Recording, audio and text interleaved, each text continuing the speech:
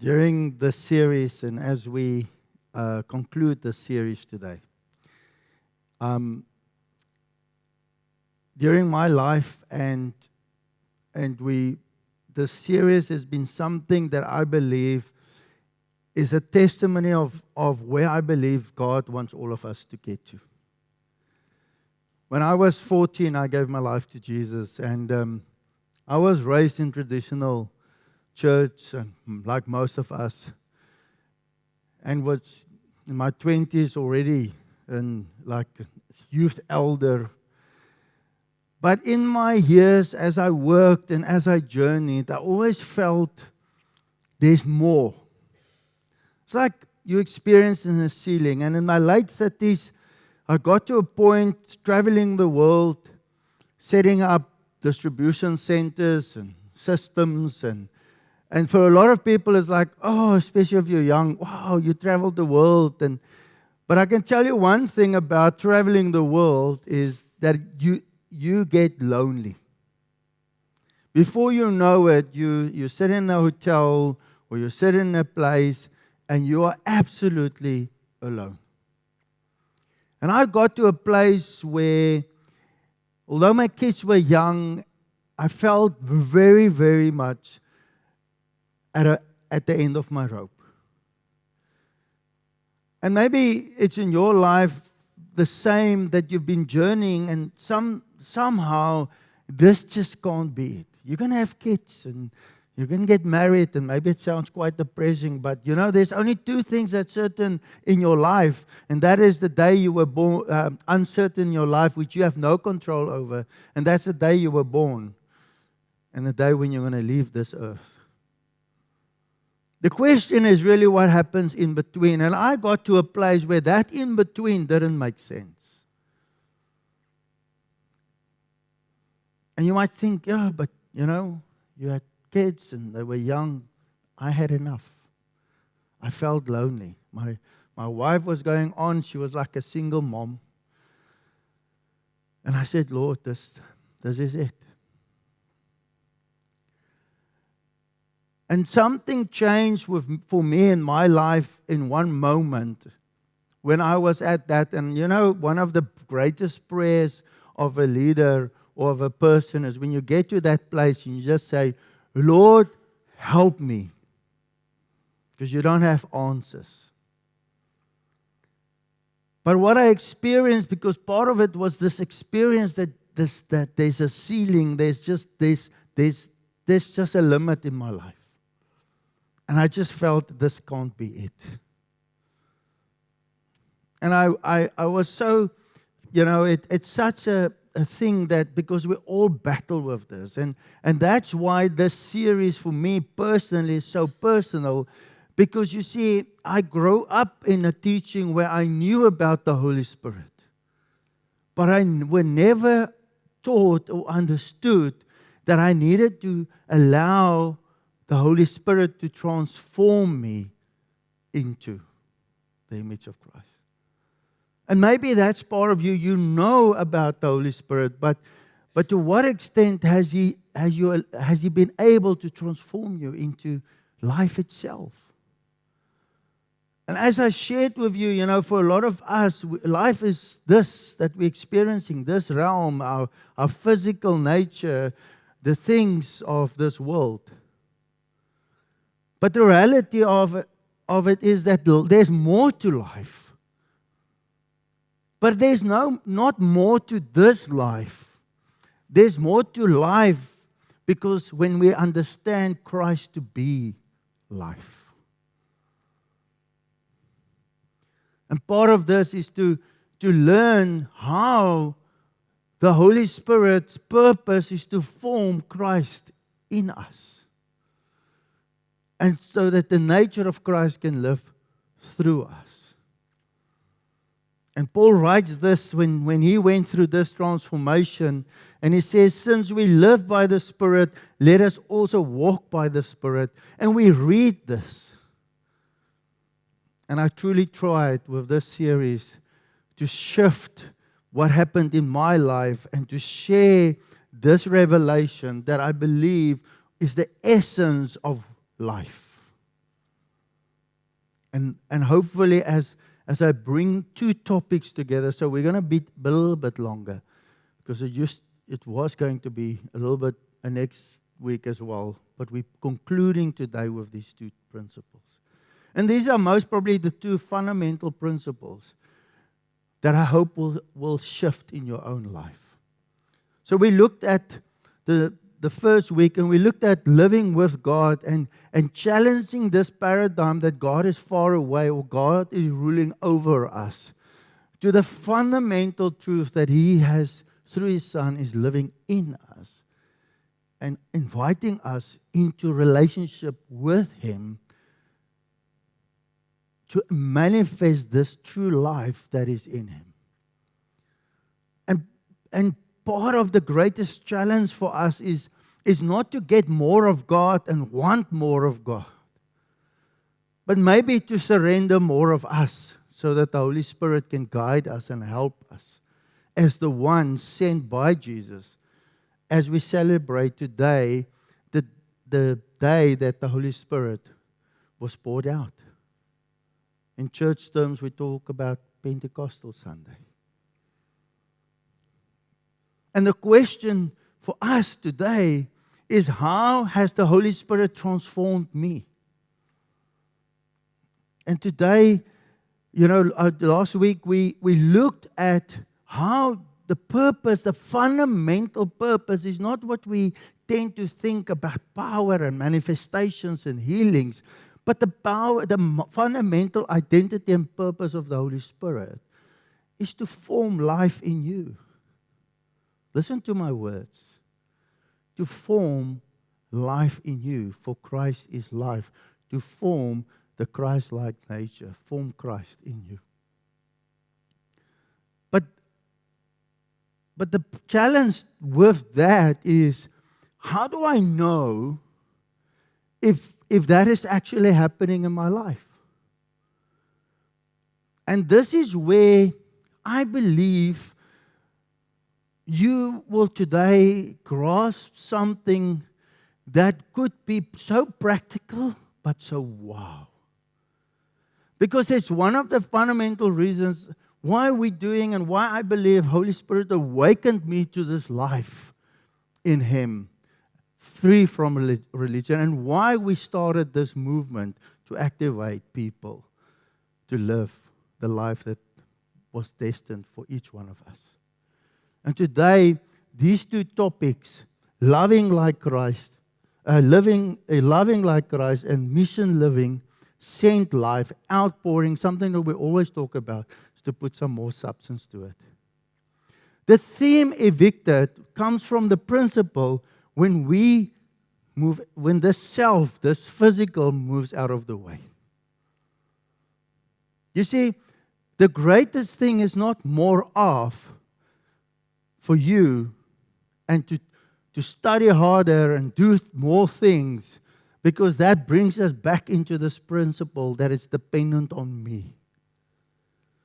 But the greatest gift that I hope will drop for you today, as we conclude this series, is the realization that the self needs to get out of the way. You see, part of this fundamental testimony of this evidence is where we confused, and with COVID and how we got onto social media, so many people fell in this lie that I can watch a message online and I miss the fundamental thing about what the purpose of community is. Because the Holy Spirit forms Christ-like community in us. And you might think, I just want to invite people to church. No. That's not my idea. And that's not why we started this. Because I was part of church. But the fundamental thing to drop in our lives, if we want to give the Holy Spirit His true place in our lives, is that I am called for community. Why is community, why is God ultimately inviting you into community? Why? And be careful for your human nature and your habits, because you grew up in church and your parents said you have to go to church, and that became your answer. That's not why God invites you into community. Because you have to go to church. Why? So you can go to heaven. Never been the objective. Why are you sent by the Holy Spirit into the world? Not the pastor, not in the church, the dominee or the elder, but you. Why are you sent? And Paul starts this, and I want to unpack this principle of community for us, because I hope it brings transformation in your life, and I hope it activates you to become what God has predestined for you in your life. And that you don't get to the place where I was, lost, uncertain, and wanted to give up. Paul writes in Romans, "For those God foreknew, He also predestined to be conformed to the image of His Son, that He might be the firstborn among many brothers and sisters." Firstly, fundamentally, so important. We are called under the firstborn, which is Christ, into familyship. That we do not call one another brothers and sisters because we're members of a community or church. We call one another brothers and sisters because we are all born anew, made new, where we declare Jesus to be our firstborn. And when we understand this, it means you cannot activate this power of what the Holy Spirit brings you if you do not understand the function of brother and sisterhood in your life. It's not about you going to church. What does it mean? One spirit, one body. Why? Why is that so important? You see, spiritual growth is not personal. It's never personal. I mean, spiritual growth is personal, but it's never private. How you grow and how you spend time, you know, it's personal. But it is not private. Jesus' community and intimacy with God was a lot of times personal. But his life was not private. Unity and maturity in the body. Paul writes to the Ephesians, "As a prisoner for the Lord, then I urge you to live a life worthy of the calling you have received." Is that invitation just for me or for that guy? Or is that invitation not for each one of us? And today it's going to be an uncomfortable, and I apologize up front for the fact that you're going to maybe experience a little bit of holy discontent in your life. You're going to experience a bit of friction. But hopefully you would use this friction to receive freedom and purpose. And in this calling, he writes the following thing. He doesn't say, "Go and do the following." The next verse he writes, he says, "Be completely humble and gentle. Be patient, bearing with one another in love." You see, it is the manifestation of a characteristic of our Lord that we are called to be unto one another. It is more about character manifesting. Because if we say love one another in love, bearing one another in love, love is God. So we bear one another in the attributes of love, which is God. All of us. But if there's no community, there's no true practice of this one anotherness. Because you see, community becomes the testimony of the evidence. Make every effort to keep the unity of the Spirit through the bond of peace. Not to be the same, but to be unified in the identity and purpose of a calling that we all have in the Spirit. Because here's the principle of this. There is one body and one Spirit, just as you were called to one hope when you were called.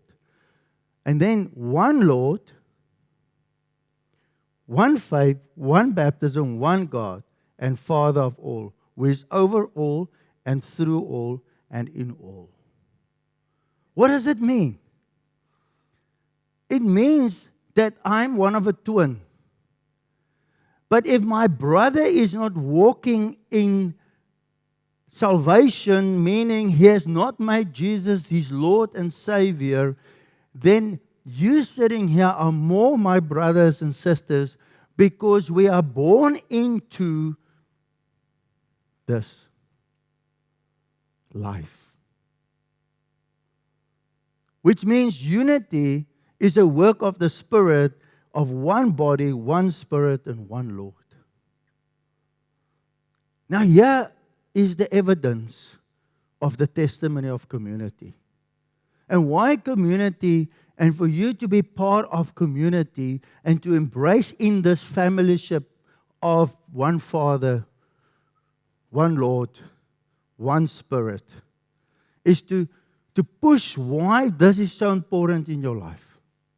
Therefore, as God, chosen people, holy and clearly loved, clothe yourself with compassion, kindness, humility, gentleness, and patience. Oh, who testifies whether I am living these attributes from my character? My wife. I cannot teach this if my wife cannot confirm it. You see, it's not about judgment, it's about evidence. You are the evidence of me in community of living humility, gentleness, patience, and kindness. In fact, it goes to so profoundly bear with each other and forgive one another. If any of you has a grievance against someone, forgive as the Lord forgave you. And where do you see the most biggest problems? Is because when we happen in family, it is when sister doesn't want to forgive sister, and brother doesn't want to forgive brother, or children don't want to forgive their parents. And here is the evidence. You can talk the gospel, you can claim that Jesus is your Lord, but if this evidence is not there, and where do I practice this? Where do I surrender and let the Holy Spirit be more? If I do not have community, how do I live this? You see, it's critical. It's important to grow, to see the power, because it's tough to bear one another and forgive your father, forgive your mother. And if you're sitting here this morning and you're sitting with ego and pride and you're not willing to forgive, I call you out. Ask the courage with the Holy Spirit's power and forgive. Bear with one another. Because the way we are able to practice the death of self and the courage to be the nature of Christ can only happen in active community, not with online streaming. And the Holy Spirit, heart and power is this. And over all these virtues, put on love, which binds them all together in perfect unity. God is, put on the attributes, put on the nature of Christ.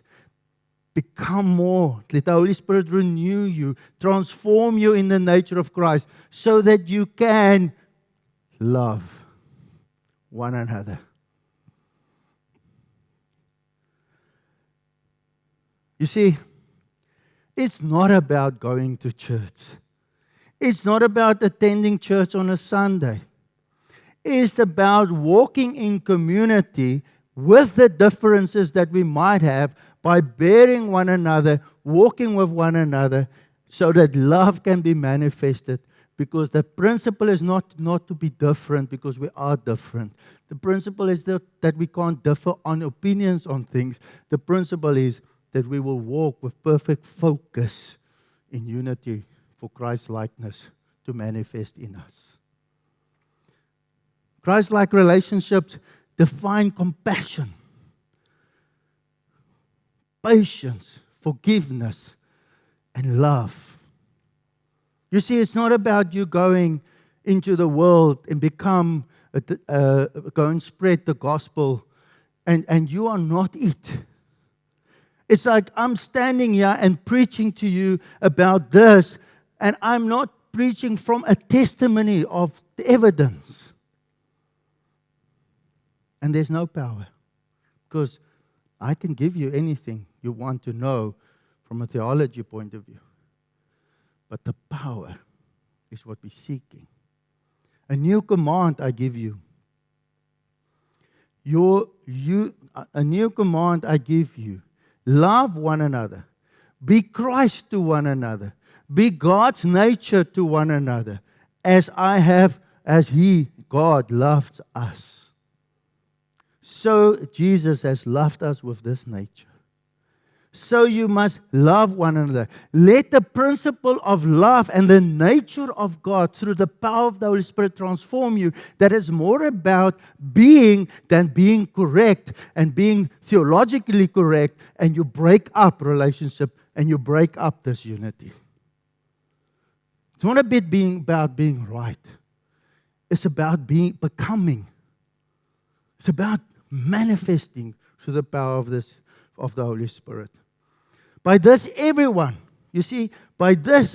will know that you are my disciples. My witnesses is the word. We're going to get into it. If you love one another.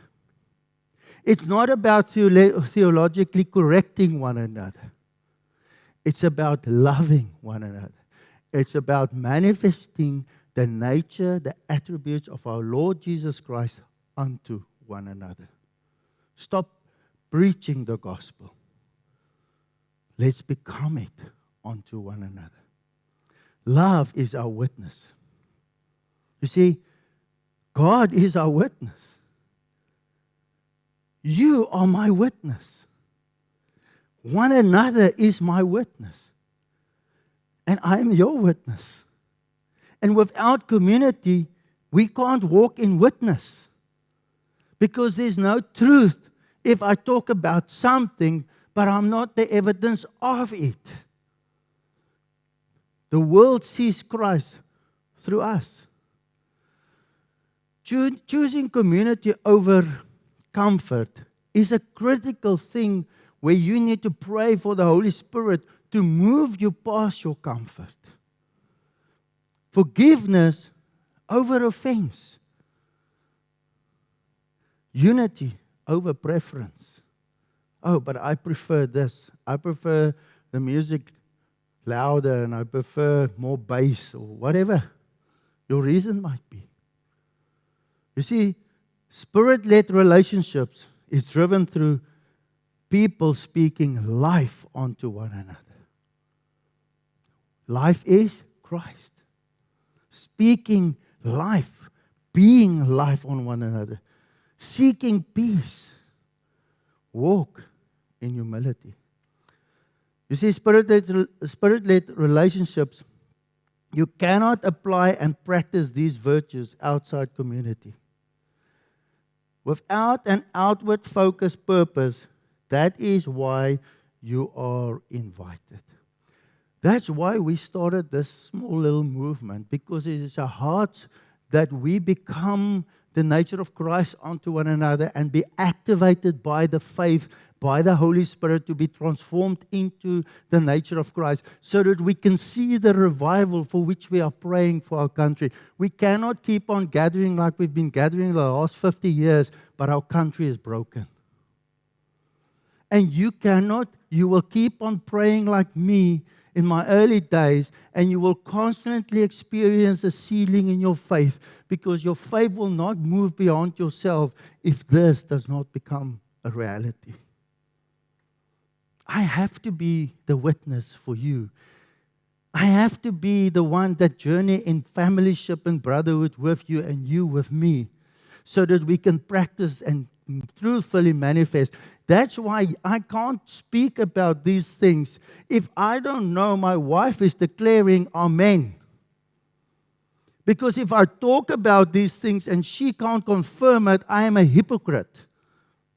And the word coming from my mouth will not have power into your heart, because my witness is lacking, for which I am a witness. Why are you saying? Second topic.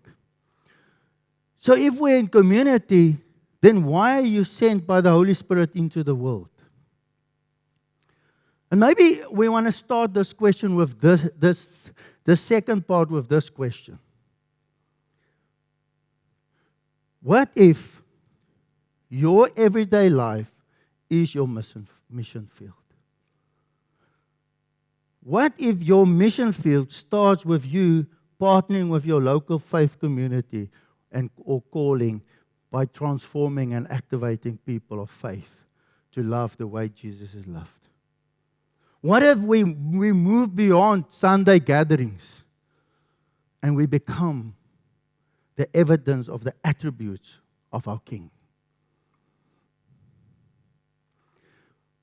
Paul, the writer of Acts, writes this. He says, "But you will receive power when the Holy Spirit comes on you, and you will be my witnesses in Jerusalem and in all Judea and Samaria and to the ends of the earth." You will be a witness. You see, it's not your pastor, it's not the church, it's not the elder, it's not the disciple, it's not that guy. You, when you are fallen and grabbed by love, and love becomes your nature, and you allow the Holy Spirit, as you die and surrender, you allow that more of Christ becomes evident. You are a witness. But we tend to have broken this principle. We don't understand what witness means, because we thought it's, let's go and I want to be a disciple for Jesus, so I'm going to go and be a disciple. I'm going to go and do things. It's not it. It's not it. It's not what you do. It's who you are, where you are. And when you understand that, you need to understand what witness means. And when I prepared for this, I was broken again. And I was praying for, Lord, I pray for our country. I pray that we will become God-fearing. I pray for these things. And I realized the problem is not what God has given us. The problem is our false perceptions of the gospel and of the Word of God. You see, you might feel that little bit of tension. But I'm not here to judge us. I'm here to inspire through the Holy Spirit us to embrace the Holy Spirit, to enable us, to transform us into what was written for you and me.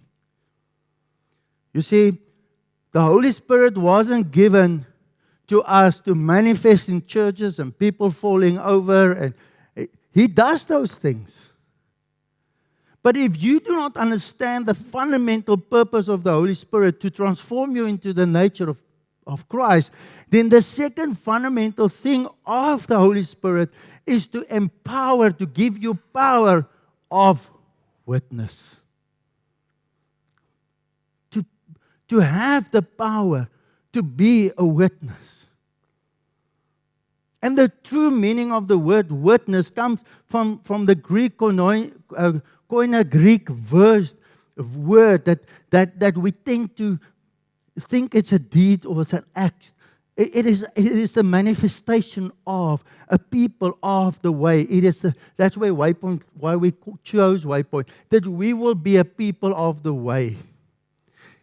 Witness is a word, it equals words of life. But it comes from the original text called martyr. Spirit gives courage for you to be a martyr.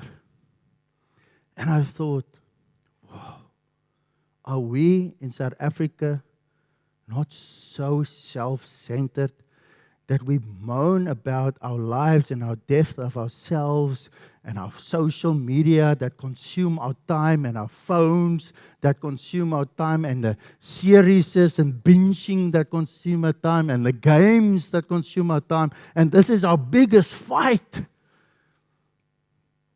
And we forget because we think that 2026 years back, when people lived the attributes of Jesus by loving the way Jesus does, they lost their lives. Because the nature of our King are not welcome in a broken world. And we're not experiencing any persecution. And I thought, Lord, why are we so blind? And I've gone and I did some study and I found out from that the principle that we need to understand in the power of witness is that the power of witness is a witness in a legal sense. Someone who testifies to what they have seen or experienced. And when I started this morning, I gave you a witness of how I experienced and seen God raise me from a place of death. Because it is who He is.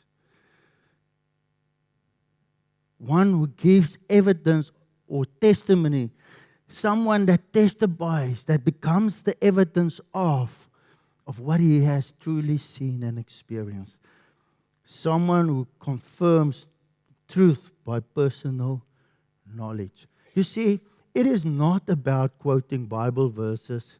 It is not about quoting theology.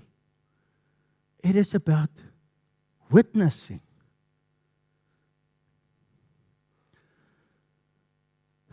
Personal testimony is very important to understand. They are to bear witness for His life, His death, His resurrection. Not your story, but because, and it's not theory, all the witnesses you're reading in the New Gospels and in the New Testament are people that experienced what Jesus has done for them. You see, the second thing is the Spirit empowers witness. Witness is not human effort alone. It is Spirit-empowered testimony. And when we understand the Spirit-empowered testimony of His nature manifesting through us, we understand global mission. And you see, global mission starts with this instruction for each one of us. But if your Jerusalem isn't right, don't go to the ends of the world.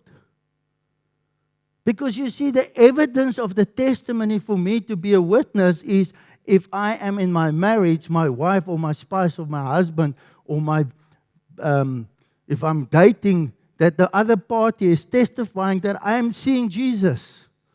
I'm experiencing the attributes of Jesus in my house. Then I go out in my local area, in my community, and I become and I practice this nature in community, in brotherhood and in sisterhood. And then I go and I be wherever God sends me to be, to the ends of the earth. Being a witness is inherently missional.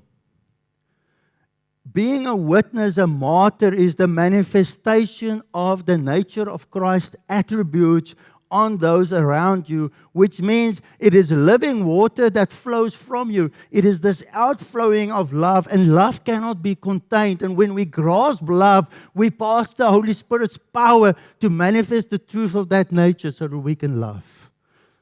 and therefore it's outward flowing. A witness is not someone who knows theology. I have seen too much theology kicking people out of unity. Just someone who attends church is definitely not a witness. And you don't need power. You do not need the transformational power of the Holy Spirit to achieve these two. A witness is someone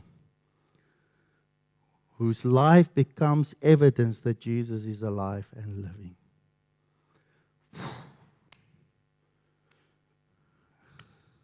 Is my life evidence? Whew.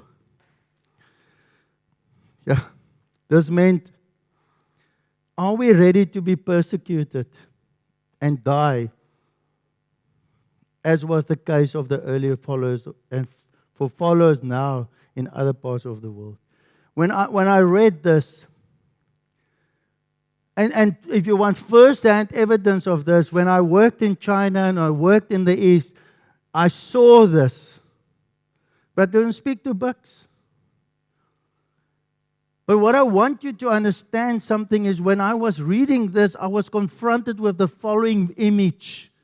If Yuan or one of my daughters was standing here and somebody was holding a gun against their heads, would I deny Jesus? And I realized something profound. What the Holy Spirit showed me, and I started doing some research. And I want to share this with you because this is heartbreaking, but it needs to encourage us that is in South Africa when we have leadership that's walking away from God. Are you ready for what is coming? 388 million Christians face high levels of persecution. About 1 in 7 Christians globally is facing persecution. Annually recorded evidence from Open Doors World Watch recorded evidence, latest reporting, 4,800 Christians killed, 4,700 detained, imprisoned, 3,600 churches attacked, 2026. And we moan, and we think we've got a battle on our hands. Do we love the way we ought to love? Just some of the top 15 countries. I don't want to go there. There are 50 countries on the list, and about 81 countries globally with high levels of persecution. We are even in our country starting to sense that persecution as laws and regulations are changed to deny Jesus. And where are you? Where am I? Maybe I must ask that question, because that's the question I had to work with. What if your everyday life is your mission field? Let me challenge us against our own comfort and our own perceptions of what Christ invites us into. Life in His kingdom is different from this life, and we are called to manifest His attributes in this life. And while testifying about our King in this world, in which He is actually welcoming us into a new kingdom so that we can manifest and practice through the help of the Holy Spirit His attributes. We are really only currently struggling with our own issues, our own death. We talk about it constantly. But we have not physically faced face to face how somebody is murdered because of their declared faith. Are we truly witnessing? Are we truly martyrs for our King? And the point is not to convict us. The point is to say to you that the fundamental power of the Holy Spirit is, if you trust the Holy Spirit, He gives you power to be the witness. It's not up to you. What I'm mentioning is this. Does it not give us a new perspective to witness? Does it not give us a new perspective to why we need the power of the Holy Spirit? It's not about manifestations and singing more of you, because I want to sense more of you. It is about the act of walking in and allowing the Holy Spirit to transform me in the fullness of Christ. That is what His power is about. The Spirit of the Lord is in me, Luke writes and declares, because He has anointed me to proclaim good news to the poor and lost. The Spirit of the Lord, if you have given your life to Jesus, is in you. Die and surrender and let Him take you into this journey of life itself. He has sent me to proclaim freedom for the prisoners and recovery of sight for the blind, to set the oppressed free. He has done it for you and me, and has asked us, through the help of the Holy Spirit, to anoint us to walk exactly where He has walked. To proclaim the principle, to proclaim the year of the Lord's favor. And the greatest favor you have received and I have received is the outpouring of the Holy Spirit, so that we can walk in the instructions of our King. Jesus' mission continues through us to live compassion,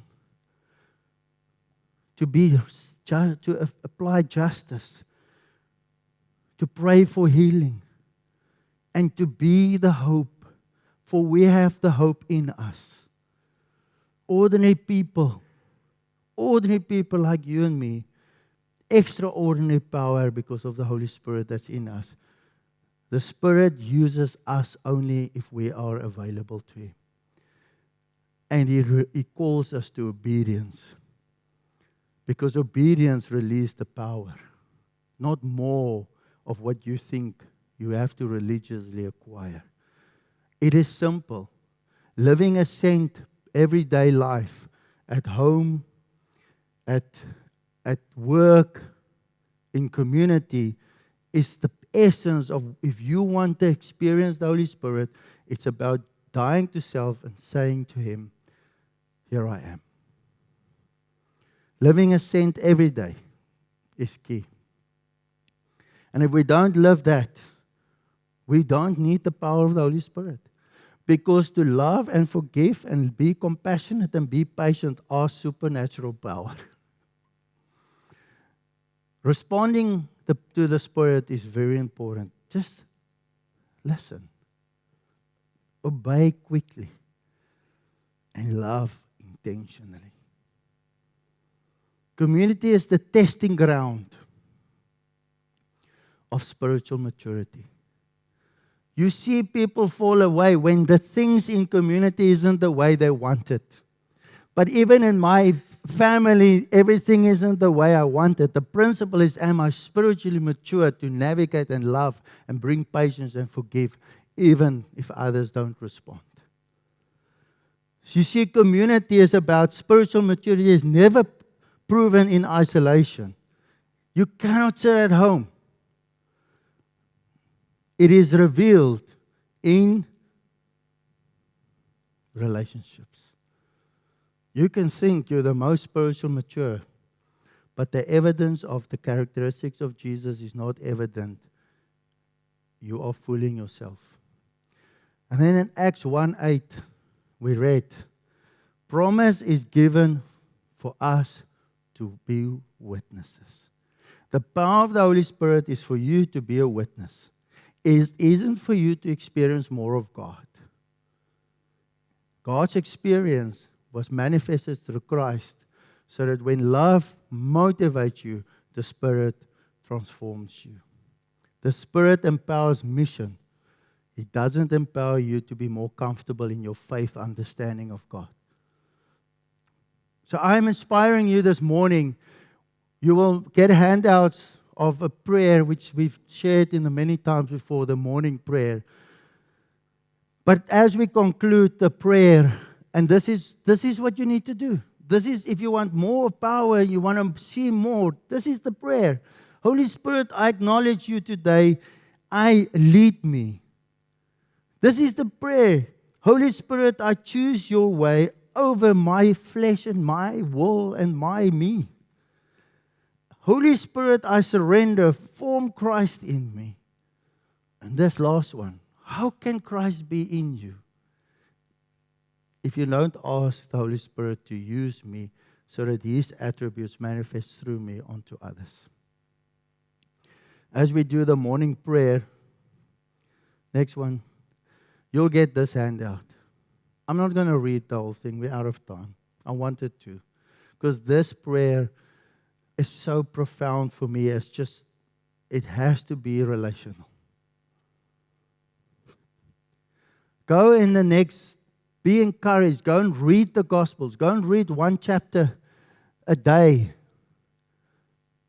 Go in and say, form Christ in me. Use me. And then go and act on that prompting. I want to close the series with a prayer for you and me. Because I truly hope that we have received everything to experience the revival and the transformation that we are praying for. The question is, are we out of the way? That's all that needs to happen. So as I pray for us in concluding this year, this prayer and this passion that we will be a people of the way, as the Holy Spirit manifests the attributes of Christ through us. May you, as you step in faith, walking in the Spirit, experience the power He gives you to be a powerful witness to one another and to love one another the way He's called us to love. So let's close in prayer. Holy Spirit, form Christ in me and send me into the world, empowered by you, Holy Spirit. And Lord, as we pray this, because this is your promise that you will send out your Spirit to equip us to walk in your nature, that the power is given unto us so that we can daily choose to die to self, and that the Holy Spirit can transform us into the fullness of your presence, your nature into this world. And it is our prayer for our country and for our city and for our community that we would activate love in us so that love will flow through and through us onto those around us. Give us the wisdom to make discerning decisions every moment when you speak to us, to be in obedience. And let each one of us become what you have called us to be and what you have written. We stand against any lies that the enemy has brought that prevents us to find life and to live life unto one another. In Jesus' name we pray.